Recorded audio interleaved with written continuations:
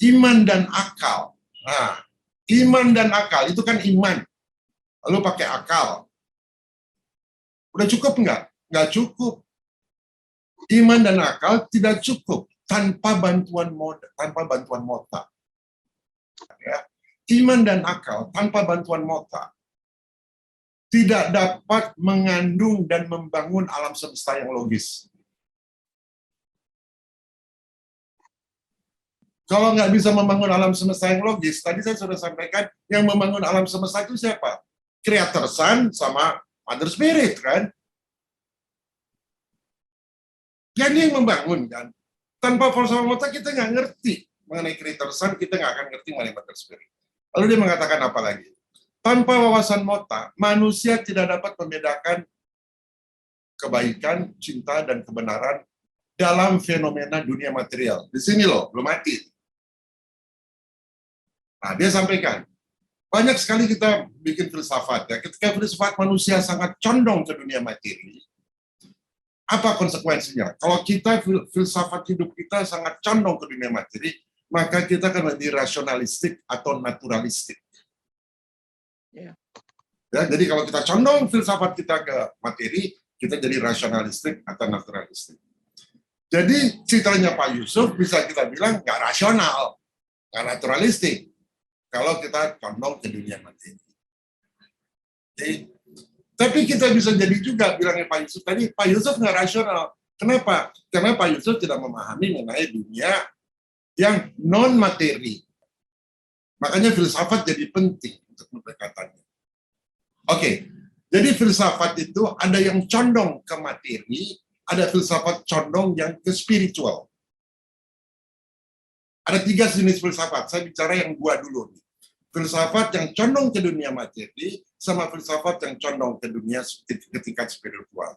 Kalau dia condong ke dunia materi, belief systemnya, filsafatnya, maka ia cenderung menjadi rasionalistik atau naturalistik. Saintis umumnya begitu. Ketika filsafatnya cenderung ke arah tingkat spiritual, ya, maka dia menjadi idealis atau jadi mistis. Jadi kalau kita terlalu materi, kita jadi kayak saintis. Kalau kita terlalu spiritual, filsafatnya kita idealis. God itu idealis, ya, bahkan mistis, hanya orang-orang tertentu. Ya, ada syaman. Ya, itu kan kita tingkat ada 2 dulu. Itu bisa diikutin nggak cara berpikir itu? Oke, sekarang ada di tengah-tengah antara materi sama spiritual. Apa yang namanya? Filsafat apa? Filsafat metafisika. Metafisik.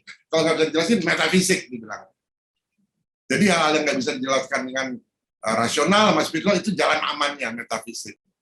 Ketika filsafat hanya bersandar pada metafisika, akan terjadi apa? Skeptis, bingung. Untuk orang-orang yang paham materi, dia nggak ngerti.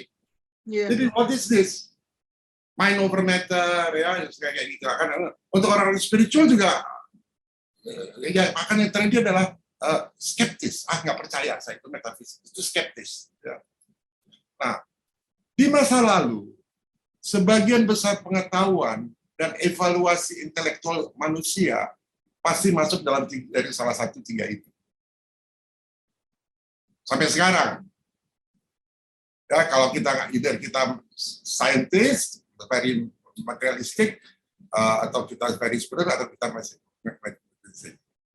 Jadi filsafat tidak berani memproyeksikan interpretasinya tentang realitas dengan cara logika yang linear.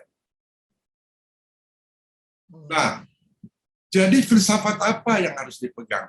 Filsafat manusia yang masih hidup yang paling tinggi yang dapat dicapai harus secara logis didasarkan pada alasan sains, spiritual, iman, agama, wawasan kebenaran,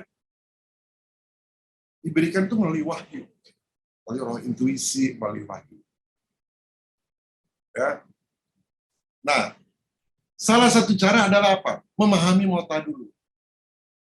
Jadi kalau kita lihat, ya, lepas dari tadi Pak Yusuf sampaikan itu Yesus sudah berinkarnasi and so on, ada yang lebih penting dari itu.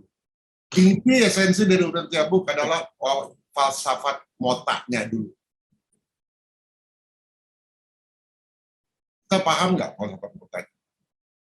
Dan jangan lupa, falsafah Mota itu adalah pelajaran terendah di sana, tapi tertinggi di kita. Jadi yang dijelaskan oleh Pak Yusuf, otomatis banyak yang nggak paham.